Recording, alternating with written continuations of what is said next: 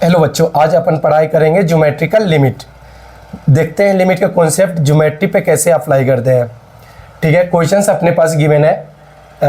An arc P Q of circle, एक circle given है और पी क्यू कॉर्ड का भी लेंथ, कॉर्ड का भी नाम है और इस आर्क का भी नाम है।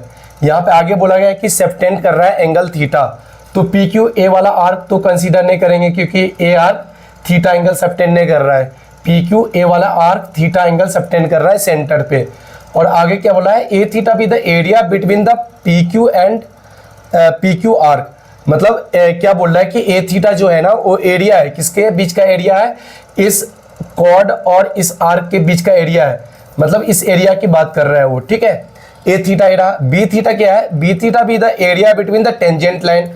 और ए जो टेंजेंट लाइन है, इस टेंजेंट लाइन के बीच का एरिया किसके साथ, क्यू आर। क्यू मतलब tangent line P R and Q R. Q R बोले तो यही टेंजेंट का लेंथ ही गिवन है, पी आर, और क्यू आर क्या है, टेंजेंट का लेंथ गिवन है। And P Q, arc P Q, इस वाले एरिया की बात कर रहा है। ए टेंजेंट और ए आर्क मिलकर के जो एरिया बना रहा है उस एरिया के बारे में बोल रहा है कि बी थीटा। ओके, तो कैसे निकालते हैं अपन सेक्टर का एरिया, मैं सिखा देता हूँ। क्या है कि एक सर्कल गिवन हो, ठीक ना, और उसका रेडियस आर है और ए एंगल अगर थीटा बना रहा है, तो ये जो सेक्टर है, इस सेक्टर का एरिया कैसे निकालते हैं, उसके फार्मूला होता है 1/2 into radius multiply by radius, मतलब आर थीटा आर स्क्वायर, और बीच में जो एंगल है वो थीटा होता है। कैसे आया, सिंपल सी बातें हैं। 360 डिग्री के लिए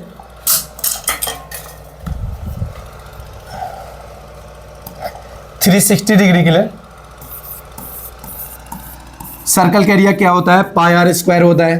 तो 1 डिग्री के लिए कितना हो जाएगा, पाई आर स्क्वायर डिवाइड बाय 360। 360 को 2 पाई लिख सकते हैं, अभी रेडियन में लिख रहा हूँ, थीटा कैच में है रेडियन में।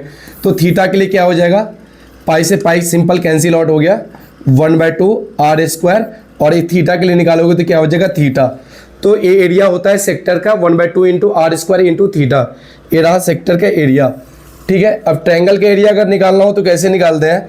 अगर मान लो ये ट्रायंगल है, इसके बीच का डिस्टेंस, मतलब ए साइड लेंथ ए है और ए साइड लेंथ बी है। ठीक है, ये भी कोई साइड लेंथ होगा, अभी फिलहाल मतलब नहीं है। अगर दोनों साइड लेंथ के बीच का एंगल थीटा गिवन हो तो इस ट्रायंगल का एरिया होता है 1/2 into A multiply by B. जैसे इसमें आर को आर से मल्टीप्लाई करते हो तो आर स्क्वायर आता है ना, वैसे ए इंटू बी आ गया, और बीच में क्या है, थीटा है, तो यहाँ पे ना साइन थीटा होता है। ये रहा area of triangle, 1/2 into A V into sine theta. तुम सोचो ना, अगर ये ट्रायंगल के बीच का एंगल कम हो जाए तो ये जो आर्क है वो आर्क क्या चीज में कन्वर्ट हो जाएगा, थीटा, वो आर्क ट्रायंगल में कन्वर्ट हो जाएगा। अगर बहुत कम एंगल हो, थीटा बहुत कम हो, तो ये जो आर्क है लगभग स्ट्रेट ही तुम्हें दिखाई देगा, तो एक ट्रायंगल ही तो बन गया। तो जब एंगल बहुत स्मॉल होता है तो साइन थीटा किसके इक्वल होता है, थीटा के इक्वल होता है। तो यहाँ पे अगर थीटा रख दोगे तो यही तो फार्मूला बन गया, और ए भी क्या हो जाएगा, रेडियस इंटू रेडियस इक्वल हो जाएगा। तो 1/2 इंटू आर स्क्वायर थीटा। समझ में आ रहा होगा कि एंगल अगर छोटा हुआ तो साइन थीटा का वैल्यू थीटा के इक्वल हो जाएगा। तो ये दोनों फार्मूले याद रखने हैं अपने को। ठीक है, तो ये क्वेश्चंस कर सकते हैं। क्वेश्चंस क्या बोल रहा है कि अपने को ए एरिया फाइंड आउट करना है, तो A theta is equal to क्या हो जाएगा, limit theta tending to 0। A theta लिख रहा हूँ, ए थीटा बोले तो ए वाला एरिया लिख रहा हूँ, ए वाला एरिया लिख रहा हूँ। ठीक है, तो एरिया सेक्टर के एरिया में से क्या करें, इस सेक्टर के एरिया में से इस ट्रायंगल के एरिया को माइनस कर देंगे तो उसका एरिया आ जाएगा। तो सेक्टर का एरिया क्या हो गया, 1/2 इंटू आर स्क्वायर थीटा। इसमें से माइनस कर देते हैं इस ट्रायंगल का एरिया, तो 1/2 इंटू साइड लेंथ, ये दोनों साइड आर और आर इंटू आर स्क्वायर हो जाएगा, और इस दोनों के बीच का एंगल क्या यूज करेंगे अपन, साइन थीटा यूज करेंगे। ए तो रहा A theta divide by B theta. B theta क्या बोला गया है कि ए वाले एरिया फाइंड आउट करने हैं, ए एरिया फाइंड आउट करना है, यही है बी थीटा। तो इस क्वाड्रिलेटरल के एरिया में से इस सेक्टर का एरिया अगर माइनस कर दो तो ए एरिया निकल जाएगा। तो क्वाड्रिलेटरल का एरिया एक्चुअली में यहाँ पे दो ट्रायंगल, एक ट्रायंगल और एक ट्रायंगल मिल करके एक क्वाड्रिलेटरल का एरिया देगा। तो लिखा 2 टाइम्स क्यों लिखा, क्योंकि ये दोनों ट्रायंगल कंग्रुएंट होगा, तो दोनों 2 टाइम्स करेंगे किसी एक ट्रायंगल का एरिया लिख करके। ठीक है, तो ये तो रेडियस आर है और ए हो जाएगा थीटा/2। तो यहाँ से 90 डिग्री होता है तो टेन थीटा लगाओगे तो tan theta by two is equal to, tan theta क्या होता है परपेंडिकुलर, तो थीटा के सामने वाला साइड क्या है पी आर, ठीक है, P R divide by perpendicular divide by base, और इस थीटा के लिए बेस आर यूज होगा, तो पी आर का जो वैल्यू है ना वो R multiply by tan theta by two हो जाएगा, R multiply by tan theta by two हो जाएगा। तो इस ट्रायंगल के एरिया आप लिख सकते हैं क्योंकि बेस की तरह यूज होगा और ये परपेंडिकुलर की तरह यूज होगा, या इसको बेस समझ लो तो ये परपेंडिकुलर हो जाएगा। तो टू टाइम्स क्यों लिखा, क्योंकि दोनों के ट्रायंगल के एरिया सेम होता है क्योंकि कंग्रुएंट है इसीलिए। तो 1/2 इंटू सिंगल इस ट्रायंगल के एरिया लिख रहा हूं बेस इंटू हाइट, तो R multiply by R tan theta क्या हो जाएगा R square tan theta by two हो जाएगा। ये क्या लिखा मैं क्वाड्रिलेटरल का एरिया लिखा, इसमें से माइनस कर दे रहे हैं सेक्टर का एरिया, सेक्टर का एरिया निकालना सिखाया ना 1/2 इंटू आर स्क्वायर थीटा हो जाएगा, ठीक है। तो दिख रहा है कि 2 से 2 कैंसिल आउट हो जाएगा, ठीक ना। और अगर इसको सिंप्लीफाई करना चाहें, चलो इसको सिंप्लीफाई कर दें,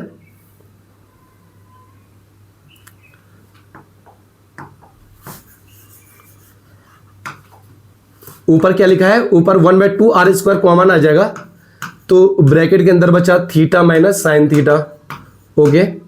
नीचे से देखो आर स्क्वायर कॉमन आ जाएगा, तो आर स्क्वायर कॉमन लेने के बाद क्या लिखा tan theta by two minus theta by two, ठीक है।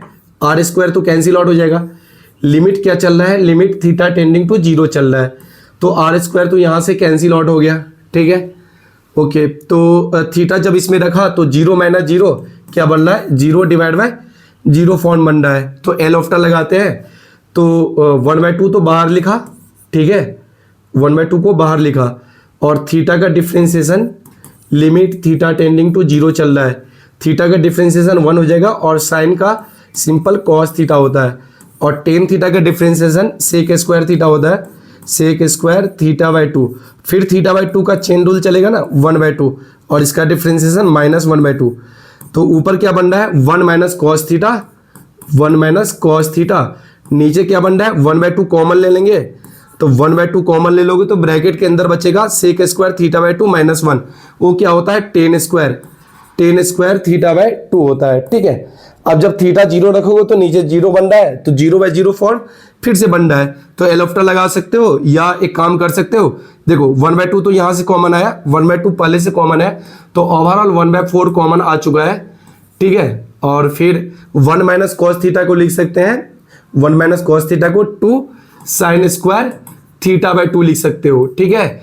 और नीचे क्या लिखा है tan square theta by to को लिखा sine square theta by to divide by cos square theta by to, तो ऊपर चल गया हो cos square theta by to, तो दिख रहा है कि ए इंडिटरमिनेट टर्म बना रहा था जो कि कैंसिल आउट हो गया, और थीटा जब जीरो रखोगे तो कॉस 0 1 होता है, और 2 से 2 कैंसिल आउट हो गया, तो आंसर कितना आ गया, इसका आंसर हाफ आ गया, ठीक है। आई होप कि आपको समझ में आया होगा। नेक्स्ट क्वेश्चन अपन देखते हैं, समझ में नहीं आया तो दोबारा वीडियो देख सकते हो, ठीक है। ये तो समझाया फार्मूले, ओके।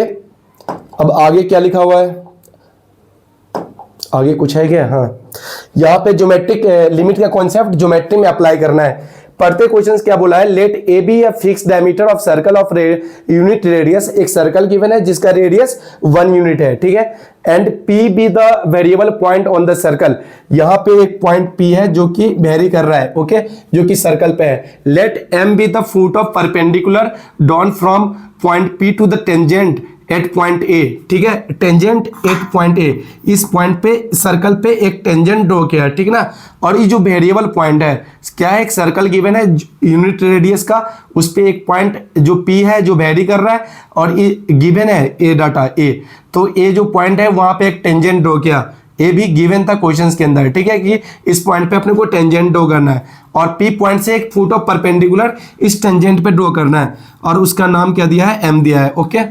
फिर आगे क्या बोला गया है, foot of perpendicular down from a point to the tangent at point A, then area of triangle P A M, तो पी ए एम जो ट्रायंगल के एरिया बना divide by minor arc length of P A का जो arc length होती है, तो arc length पता होगा आर इंटू थीटा होता है, ठीक है, रेडियस 1 है, तो नीचे तो हो गया थीटा का क्यूब हो जाएगा, ठीक है। चलो क्वेश्चन सॉल्व करते हैं, तो लिमिट पी टेंडिंग टू ए, जब P A की तरफ टेंड करेगा, P जब A की तरफ टेंड करेगा तो थीटा 0 की तरफ टेंड करेगा, थीटा टेंडिंग टू 0।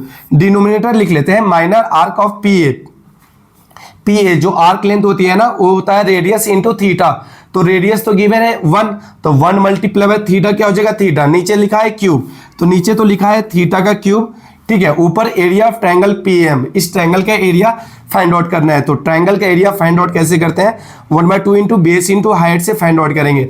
ओके, तो ए लेंथ अपने को पता होना चाहिए और ए लेंथ पता होना चाहिए, ठीक है। ए पॉइंट पता है, रेडियस 1 है तो 1,0, ठीक है। वर्टिकल लाइन पे एक्स कोऑर्डिनेट सेम होता है, तो इसका एक्स कोऑर्डिनेट अगर 1 है तो इसका एक्स कोऑर्डिनेट क्या हो जाएगा 1, ठीक है। पी अपने को वेरिएबल पॉइंट है जो कि सर्कल पे मूव कर रहा है और सर्कल यूनिट रेडियस का है, तो सर्कल के इक्वेशन क्या हो जाएगा, x² + y² = 1। और इस पे अगर कोई पैरामेट्रिक पॉइंट लेना चाहे तो पी का कोऑर्डिनेट क्या हो जाएगा, cos theta, sin theta. Okay, cos theta, sin theta. तो ये जो पॉइंट है sin थीटा, मतलब y कोऑर्डिनेट जो sin थीटा है, तो जो हॉरिजॉन्टल लाइन होता है तो हॉरिजॉन्टल लाइन पे हर पॉइंट के y कोऑर्डिनेट सेम होता है, वर्टिकल लाइन पे हर पॉइंट का x कोऑर्डिनेट सेम होता है, इसीलिए इस पॉइंट का x कोऑर्डिनेट 1 यूज किया हूं। और ये हॉरिजॉन्टल लाइन है तो इसका जो y कोऑर्डिनेट sin थीटा है वही sin थीटा इसका रहेगा, क्योंकि sin थीटा इससे डिस्टेंस बताएगा, तो जो हॉरिजॉन्टल लाइन है उससे डिस्टेंस तो सेम ही रहेगा। यहाँ पे डिस्टेंस देख लो या यहाँ पे डिस्टेंस देख लो, सेम ही रहेगा और किसके इक्वल होगा, sin थीटा के इक्वल होगा। तो इस पॉइंट का कोऑर्डिनेट आ गया sin थीटा। अपने को वैसे इस पॉइंट का कोऑर्डिनेट फाइंड आउट नहीं करना है, अपने को तो एरिया फाइंड आउट करना है। तो पीएम का लेंथ कितना हो जाएगा, बच्चों ध्यान से देखना, पीएम का लेंथ कितना हो जाएगा, यहां से लेकर के यहां तक टोटल लेंथ 1 यूनिट है, क्योंकि ए लेंथ भी 1 यूनिट है, इसलिए यहां से यहां तक टोटल लेंथ 1 यूनिट है। तो 1 में से क्या माइनस कर दे, यहां से लेकर के यहां तक का लेंथ, और यहां से यहां तक का लेंथ कितना है, cos थीटा के इक्वल है। तो ये आ गया पीएम, और पीए का वैल्यू किसके इक्वल हो जाएगा, पीए का वैल्यू ए लेंथ के इक्वल होगा, और ए किसके इक्वल है, sin थीटा के इक्वल है। तो इसमें अगर ट्रायंगल यूज करे, एरिया ऑफ ट्रायंगल यूज करे तो 1/2 इंटू बेस इंटू हाइट, और बेस कितना आ गया है sin थीटा, और हाइट कितना आ गया 1 - cos थीटा हाइट आ गया। ओके, चलो ठीक है, इस क्वेश्चन को सॉल्व करते हैं। तो देखो थीटा क्यूब को लिखा, theta multiply by theta square. तो बच्चों ध्यान से देखो, ए में इसमें तो स्टैंडर्ड लिमिट यूज हो गया और इसका वैल्यू किसके इक्वल हो जाएगा, 1 के इक्वल हो जाएगा, और इसमें भी स्टैंडर्ड लिमिट यूज हो गया और इसका वैल्यू किसके इक्वल हो जाएगा, हाफ के इक्वल हो जाएगा। तो यहां से आ रहा है हाफ, ओके, यहां से आ रहा है 1 और हाफ पहले से है, तो ओवरऑल आंसर कितना हो जाएगा, 1/4 आंसर हो जाएगा। ठीक है, चलो आगे बढ़ते हैं। आगे बढ़ने से पहले लाइक एंड सब्सक्राइब करो चैनल को, ठीक है। नेक्स्ट क्वेश्चन से अपन देखते हैं, क्या सीख रहे हैं, लिमिट सीख रहे हैं अपन, ठीक ना। तो लिमिट क्या बोल रहा है कि लिमिट ऑफ फंक्शन हैविंग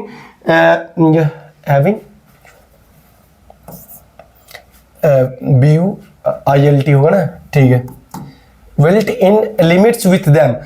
क्या बोल रहा है कि एक लिमिट गिवन रहेगा और उसमें एक और लिमिट लगा दिए, 2 लिमिट चलेगा, ठीक है। अब 2 लिमिट कैसे चल रहा है, यहाँ पे तो एक ही लिमिट दिख रहा है, यहाँ पे ए पे भी लिमिट चल रहा है, ए की पावर x है, मतलब x अगर इनफिनाइट को टेंड कर रहा है तो ए जो बेस है ना, बेस अगर 1 से ज्यादा रहा बेस, तो उसकी पावर इनफिनाइट राइज करेंगे तो आंसर इनफिनाइट आ जाएगा। बेस अगर 1 रहा तो 1 को इनफिनाइट पर मल्टीप्लाई करोगे तो 1 ही होगा, एग्जैक्ट 1 की बात हो रही है। बेस अगर 1 से छोटा रहा, वो 0 और 1 के बीच में रहा, तो उसकी पावर इनफिनाइट राइज करोगे तो क्या आएगा, वैल्यू 0 के इक्वल आएगा, ठीक है। ये बात यहाँ पे समझाया जा रहा है कि EX अगर 1 से ज्यादा रहा, बेस अगर 1 से ज्यादा रहा तो वैल्यू इनफिनाइट हो जाएगा, बेस अगर 1 के इक्वल रहा तो वैल्यू 1 हो जाएगा, बेस का वैल्यू अगर 1 से कम रहा तो इसका वैल्यू 0 हो जाएगा।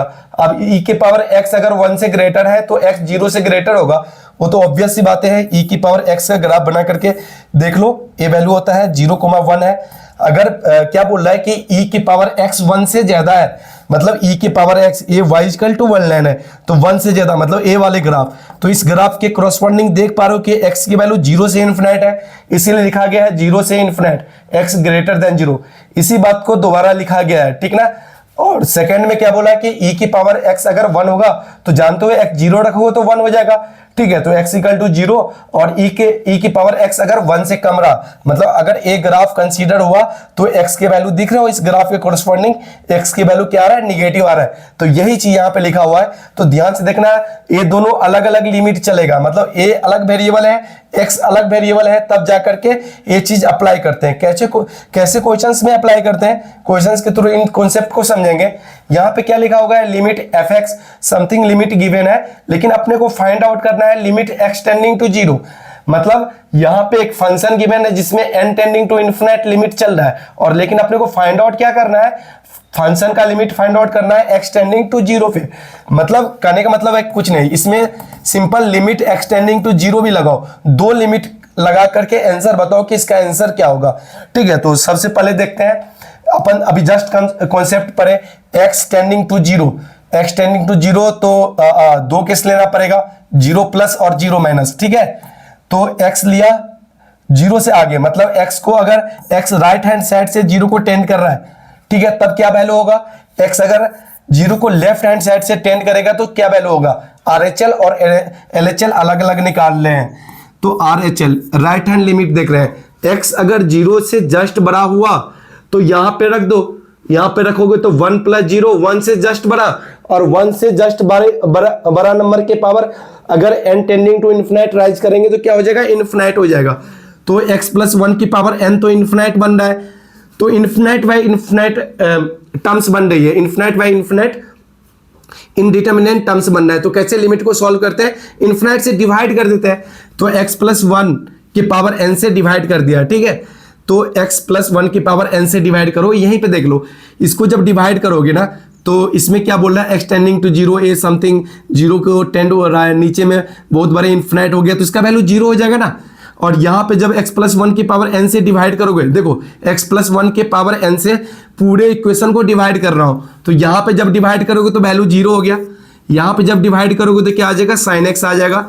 ठीक है, यहाँ पे जब डिवाइड करोगे तो पावर 2 ही राइज हो रहा है, यहाँ पे पावर n राइज हो रहा है, तो नीचे में टर्म्स बचेगा ना x की पावर समथिंग, और x टेंडिंग टू कहाँ जा रहा है, x tending to x n tending to infinite जा रहा है ना, तो a पार्ट 0 हो जाएगा। ठीक है, और a पार्ट क्या हो जाएगा, 1 हो जाएगा।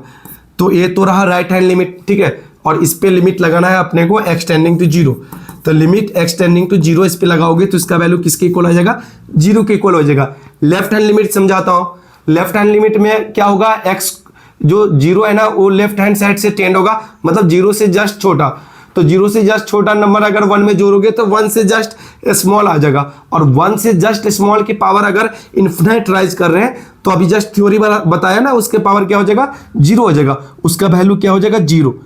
ठीक है, तो ए पार्ट तो 0 ही हो गया, ए पार्ट भी 0 हो गया, तो क्या लिखा हुआ है, बस लिमिट x टेंडिंग टू 0, ये लिखा हुआ है 10 pi x square divide by x square, तो स्टैंडर्ड लिमिट बन रहा है, पाई से मल्टीप्लाई डिवाइड किया, तो x टेंडिंग टू 0 पे एक क्वांटिटी 0 को टेंड हो रहा है ना, और सेम चीज नीचे लिखा हुआ है, तो इसका वैल्यू 1 हो जाएगा, तो 1 मल्टीप्लाई बाय पाई क्या आ गया, लेफ्ट हैंड लिमिट पाई आ गया, और राइट हैंड लिमिट क्या आ गया, 0 आ गया, तो लिमिट डज नॉट एग्जिस्ट। ठीक है, तो इस केस में क्या हो रहा है, लिमिट डज नॉट एग्जिस्ट कर रहा है। बच्चों ध्यान से देखो क्या समझा रहा हूं मैं तुम्हें, इसमें पहले ये थ्योरी पार्ट तुम्हें पता होना चाहिए। अगर बेस 1 से ज्यादा है और पावर इन्फिनिट है तो आंसर इन्फिनिट आता है, अगर बेस 1 है तो आंसर 1 आता है, बेस 0 और 1 के बीच में है और जो पावर है वो इन्फिनिट राइज कर रहा है तो आंसर क्या आता है, 0 आता है।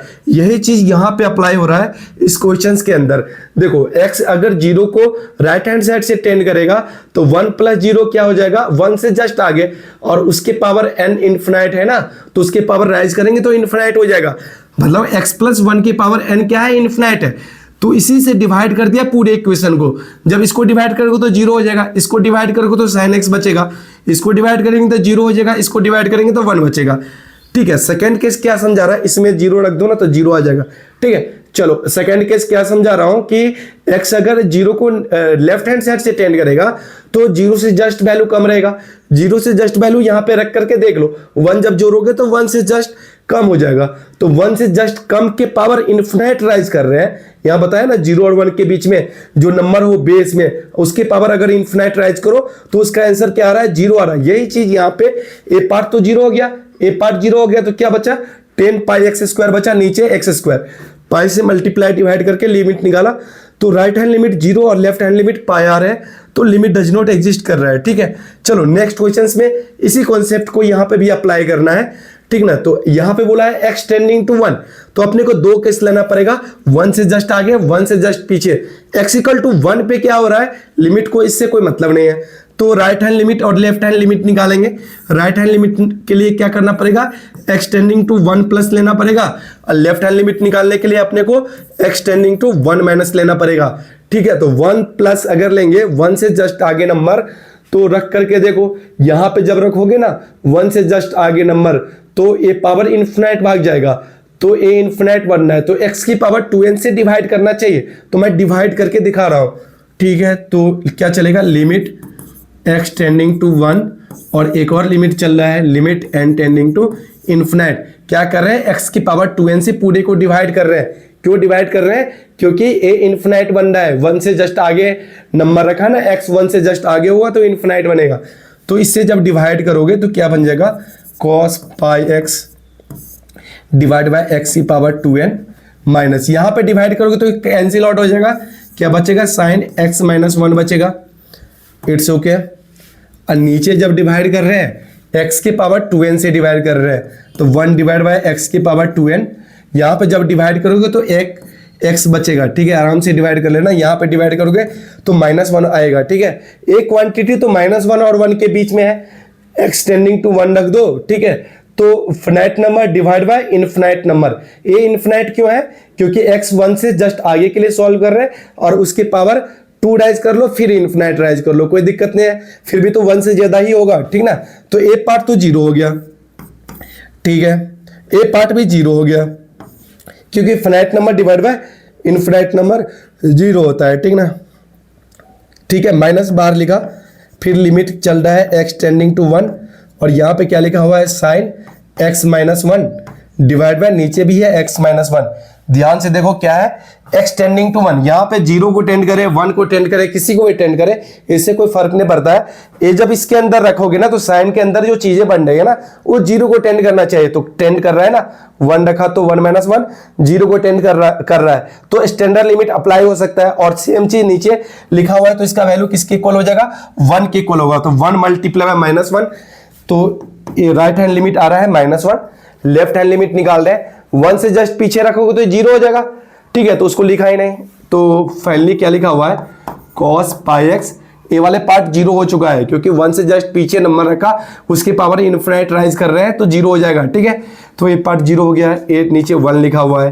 ठीक है, ए पार्ट भी 0 हो गया, और ए पार्ट भी 0 हो गया, तो नीचे 1 ही लिखा हुआ है। ठीक है, और इसमें लिमिट चलेगा, लिमिट एक्सटेंडिंग टू 1 माइनस चल रहा है। ठीक है, 1 माइनस, तो नीचे 1 लिखा हुआ है। ठीक है, ओके, तो 1 रख दो इसमें, cos पाई क्या होता है, -1 होता है, तो right hand limit is equal to क्या आ गया, right hand limit is equal to left hand limit आ गया।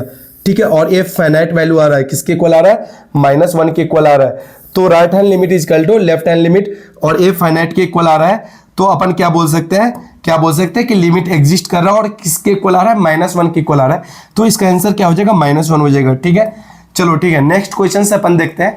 कोई क्वेश्चंस नहीं, यहाँ पे एक कॉन्सेप्ट समझाने की कोशिश कर रहा हूँ मैं। क्या समझा रहा हूँ कि x टेंडिंग टू 0 है, तो तुम इसको इस टाइप से सोचोगे, जैसे अभी समझा रहा था कि यहाँ पे 0 प्लस को टेंड करोगे, तो इसका वैल्यू, cos का वैल्यू देख लो, एक cos का ग्राफ है, तो 0 से जस्ट आगे नंबर रखोगे तो उसका वैल्यू 1 से जस्ट स्मॉल आएगा, और 1 से जस्ट स्मॉल के पावर अगर cot 0 इन्फिनाइट होता है, तो 1 के जस्ट स्मॉल, 1 से जस्ट स्मॉल, और उसकी पावर इन्फिनाइट राइज किया, तो तुम सोचोगे कि इसका वैल्यू तो 0 और 1 के बीच में लाई कर रहा है, और ए तो इन्फिनाइट राइज कर रहे हैं, तो फ्रैक्शन की पावर इन्फिनाइट राइज करेंगे तो आंसर 0 आ जाएगा। बट एक गलत है, क्योंकि यहाँ पे ना x टेंडिंग टू 0 है, यही वेरिएबल यहाँ पे यूज कर रहे हैं, और यही वेरिएबल यहाँ पे यूज हो रहा है, बट पिछले वाले क्वेश्चंस में ऐसा कुछ नहीं है। ठीक है, जो वेरिएबल यहाँ पे यूज कर रहे हैं, 2 बार लिमिट यूज किया जा रहा है, एक n पे वेरिएबल लगा हुआ है और एक x पे वेरिएबल लगा हुआ है, तो ये जो कॉन्सेप्ट यूज करना है कि 1 की पावर इन्फिनाइट होता है, एग्जैक्ट 1 की पावर इन्फिनाइट 1 होता है, और 1 से जस्ट स्मॉल नंबर के पावर इन्फिनाइट 0 होता है, ये तब यूज करना है जब अलग अलग वेरिएबल हो, मतलब 2 बार लिमिट हो, अलग अलग जगह पे लिमिट हो, एक बार x पे लिमिट लगा रहा है और n पे लिमिट लगा रहा है, तब जाकर के यूज करना है, यहां पे यूज नहीं करना है। तो यहां पे क्या यूज करें, यहां पे तो 1 की पावर इन्फिनाइट वाले जो वर्किंग रूल है वो यूज करेंगे, 1 की पावर इन्फिनाइट वाले जो वर्किंग रूल है ना वो यूज करना है। कैसे यूज करते हैं वो, e की पावर लिखते हैं, जो पावर है उसको लिखते हैं cot स्क्वायर x, फिर इसमें से -1 करते हैं cos x -1, ठीक है। और लिमिट क्या चलता है, लिमिट एक्सटेंडिंग टू 0 चलता है, तो ये 0 इंटू इन्फिनाइट फॉर्म बन गया, ठीक है। इसको साइन में कन्वर्ट करके कर सकते हो या इसको 10 में कन्वर्ट कर लो, ठीक है, जैसे करना है कर सकते हो, ठीक है ना। चलो मैं इसको 10 में कन्वर्ट करके दिखाता हूं। तो 10 स्क्वायर x हो गया, तो इसको हटाने के लिए x स्क्वायर से मल्टीप्लाई डिवाइड किया, ये तो 1 हो गया और इसका वैल्यू क्या आ गया, -1 हो गया। 1 minus cos theta divide bye x square, ठीक है, ये हाफ होता है, लेकिन cos theta -1 divide bye x square -half हो जाएगा। तो e की पावर -हाफ, इसका आंसर क्या आ रहा है, e की पावर -हाफ। ऐसा नहीं कि इसका आंसर 0 आ रहा है, ठीक है। लेकिन यहीं पे एक कॉन्सेप्ट समझते हैं, जब 0 को टेंड कर रहा है तो cos 1 को टेंड करेगा, लेकिन 2 से मल्टीप्लाई होकर के 2 को टेंड करेगा, ठीक है। 2 से जस्ट पीछे नंबर आएगा, लेकिन 2 से जस्ट पीछे नंबर की पावर इन्फिनाइट राइज करोगे ना, तो ए इन्फिनाइट होता है, इसमें नो डाउट। ए इनडिटरमिनेंट टर्म्स नहीं है, डिटरमिनेंट टर्म्स है, क्योंकि इसका वैल्यू 2 आ रहा है, ठीक है। 2 की पावर इन्फिनाइट राइज करो तो इन्फिनाइट होता है। 1 की पावर इन्फिनाइट इनडिटरमिनेंट टर्म्स होता है, 2 की पावर इन्फिनाइट डिटरमिनेंट टर्म्स होता है, डिटरमिनेंट है, इसका वैल्यू इन्फिनाइट आएगा, ठीक है। ओके, यहां पे क्या समझा रहा हूं, यहां पे समझो वही कॉन्सेप्ट समझा रहा हूं कि तुम सोचोगे कि 1 की पावर इन्फिनाइट हो गया, आंसर 0 हो जाएगा, 0 नहीं होगा इसका आंसर। बाकायदा इसका आंसर मैं बहुत ही प्रूव के साथ बताया था कि इसका आंसर ई आता है। तो इसमें वर्किंग रूल लगेगा, तो किसमें वर्किंग रूल लगाने हैं, जब वेरिएबल सेम हो, ये दोनों वेरिएबल सेम है तो वर्किंग रूल बनाने हैं 1 की पावर इन्फिनाइट बनना चाहिए, ना कि 2 की पावर इन्फिनाइट बने। 2 की पावर इन्फिनाइट होता है, ठीक है। चलो ठीक है, ये लिमिट चैप्टर कंप्लीट हो चुका है, सारे थ्योरी पार्ट मैं यहाँ पे कवर कर लिया हूँ। अब लिमिट पे कुछ स्टैंडर्ड क्वेश्चंस लेकर आ रहे हैं, जो कि मॉड्यूल्स में होगा या कहीं पे भी तुम्हें किसी भी बुक में मिल सकता है, ठीक है। तो नेक्स्ट लेक्चर के लिए इस लेक्चर को देखो, पिछले लेक्चर को देखो, सारे लेक्चर को देखो, ठीक है। तो समझ में आ गया होगा लिमिट का कॉन्सेप्ट। अपन क्वेश्चंस के थ्रू जो भी कॉन्सेप्ट बच गया है वो डिस्कस करेंगे और हर टाइप के क्वेश्चंस लेने वाले हैं, ताकि किसी टाइप का क्वेश्चंस बच न जाए, ठीक है। तो आप मेरे साथ इस YouTube चैनल पे बने रहें, ठीक है। यहाँ पे मैं लिमिट से लेकर के पूरे कैलकुलस 12th का और 11th का भी बैच स्टार्ट करने वाला हूँ। तो 11th एंड 12th के सारे बैचेज, सारे क्लासेज, सारे चैप्टर मैं यहाँ पे थ्योरी पार्ट, थ्योरी के बाद पीवाईक्यू के बाद जो भी मॉड्यूल्स के अच्छे क्वेश्चंस है वो सारे क्वेश्चंस लेकर के आऊँगा, ठीक है। ओके, ध्यान रखें अपना।